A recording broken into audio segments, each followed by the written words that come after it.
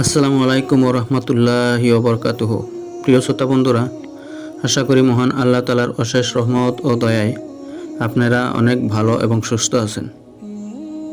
মহানবী হজরত মুহাম্মদ সাল্লাল্লাহু আলাইহি সাল্লামের জন্মের আগে তার বাবা ইন্তেকাল করেন।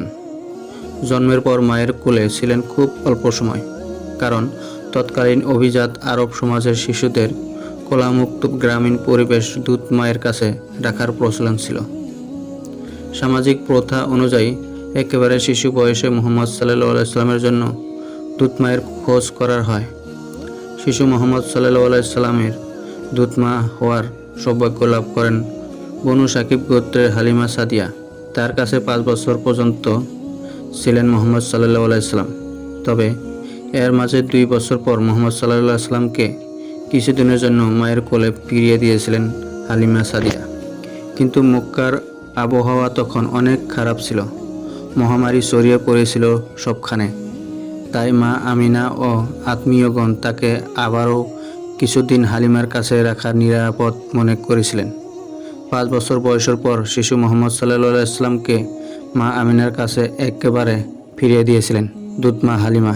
তবে এর কয়েক বছর পর মা, দাদা এবং পরিণত বয়সে একান্ত আপনজন চাচাকেও হারান তিনি। একে একে সব আপনজনকে হারালেও দুধ মা হালিমা বেঁচে ছিলেন দীর্ঘদিন। হালিমা নিজের চোখে দেখেছেন তার দুধ খাওয়া শিশুটি আরব জাতির অবিসংবাদিত নেতা ও ইনসানিয়তের রাহবার হয়েছেন।